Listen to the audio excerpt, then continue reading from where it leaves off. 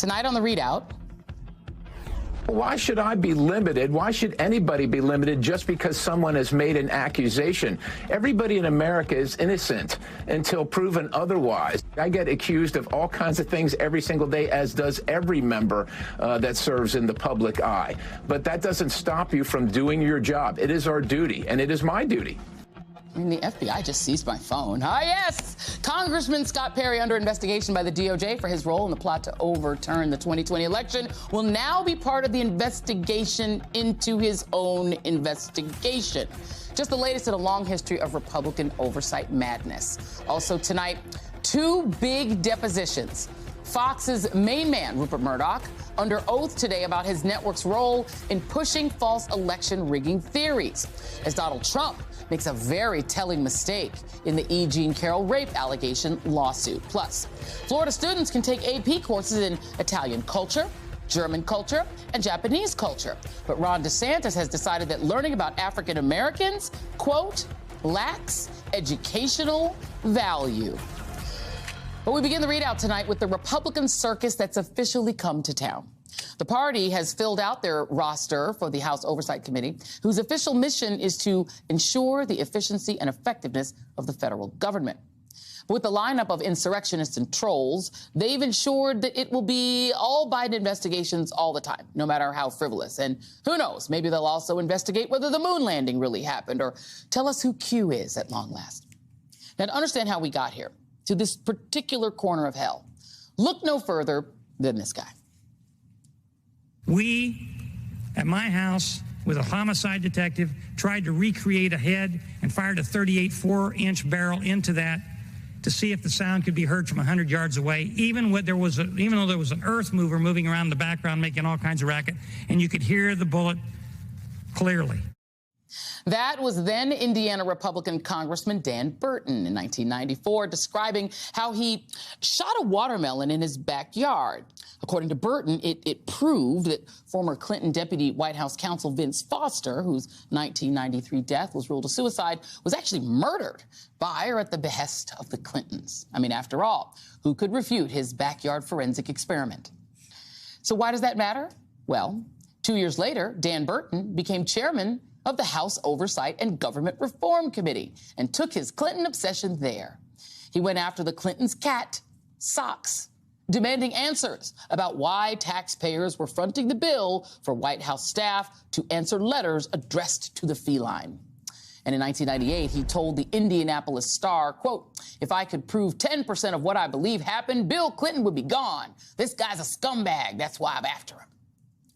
Over the course of his chairmanship, Dan Burton issued more than 1,000 subpoenas targeting the Clinton administration and Democrats at a cost of $35 million taxpayer dollars. Burton's commitment to being a massive headache for President Clinton set a tone for the unserious way Republicans have treated the otherwise serious Oversight Committee ever since. Fast forward to 2010, days after the Tea Party swept Republicans into power. The incoming oversight chair, California Republican Darrell Issa, promised hundreds of investigations, telling Politico he wanted 7 hearings a week times 40 weeks. He investigated the full complement of Fox News fever dream conspiracies, Fast and Furious or Cylinder, ring a bell? Issa's Oversight Committee hearings were full of the usual Fox News catnip theatrics, especially when it came to their favorite cat toy, Benghazi. Our goal in this investigation is to get answers, because their families deserve answers. There are 4 people that were not safely evacuated. We're going to find out what happened in Benghazi, and I don't give a damn whose career is impacted. We're going to find out what happened. The circus has continued ever since. The panel is where Screamy Jim Jordan made his reputation. And in a 2019 hearing, then ranking member Mark Meadows gave us this moment of prop with Trump housing official Lynn Patton during questioning of Trump's former lawyer, Michael Cohen. You made some very demeaning comments about the president that Ms. Patton doesn't agree with. In fact, it has to do with your claim of racism. She says that as a daughter of a man born in Birmingham, Alabama, that there is no way that she would work for an individual who was racist. She's not going to say that herself. Look at her standing there. She's black, is she not? Is she not black? With Kevin McCarthy handing out seats on oversight to a veritable joker's gallery, Republicans are poised to send the Cuckoo Committee into overdrive, with members like Freedom Caucus Chair Scott Perry, who led the effort to try to install Jeffrey Clark as Attorney General as part of the scheme to use the Justice Department to overthrow the 2020 election. Last year, Perry had his phone seized by the FBI in the DOJ investigation of the fake elector plot prior to the attack on the Capitol. Perry also sought a pardon in the weeks after January 6th, according to the House January 6th committee. In fact, his name is all over the committee report. Perry was referred to the House Ethics Committee for refusing to comply with a subpoena. He was also a conduit for the conspiracy theories directly to Donald Trump, namely Italygate, an absurd claim that an Italian defense contractor had conspired with CIA officials to use military satellites to flip votes from Trump to Joe Biden. But despite all of that, Kevin McCarthy and Republicans saw fit to place Perry on a committee with oversight of agencies that have investigated the scheme to overthrow the election, like the Justice Department, for example, which has investigated Scott Perry. What could go wrong? Joining me now is Kurt Bardella, who's a former spokesman for the House Oversight Committee, and Stuart Stevens, senior advisor to the Lincoln Project. You're in the hot seat first because you were saying quietly that you were having post-traumatic stress disorder. You worked for Darrell Issa. Yeah. And so you saw the unseriousness with the committee could descend, to which it could descend. So what are your expectations now, given the fact that Scott Perry is, well, tell us about working there. What was it like? You know, it's interesting because in the beginning, the very beginning, the Oversight Committee was not supposed to be this partisan stomping ground. There was a moment in time where they did very serious and legitimate oversight, things like looking at the BP oil spill, things like what happened with the financial crisis and investigating the financial institutions that paved the way for that. Totally perfect use of oversight authority. Sure. And then it got hyper-partisan. And remember, at the same time that this was going on, this is also when we were hearing all of the noise about Barack Obama's birth certificate. That's right. That's when the crazy started happening. It's when the Tea Party revolution that paved the way for the MAGA revolution came to Congress. And as those members infiltrated the ranks of the Oversight Committee, that's when you started seeing the crazy. And it's really something now, Joy, to watch those very members, those who were freshmen at the time, now become serious players within the Oversight Committee, within the Republican conference, where they can literally hold the Speaker of the House hostage so they can advance their radical agenda of conspiracy theories and lies. Yeah, and I'm going to bring you in, Stuart, because Scott Perry is not as well known as some of the other cuckoo members of the Republican House, but he's the head of the Freedom Caucus, which makes him the head of probably the most powerful caucus in the House. And just an element from his long history of conspiracy theories. In January 2018, Perry speculated about an Islamic State connection to the mass shooting in Las Vegas the previous year,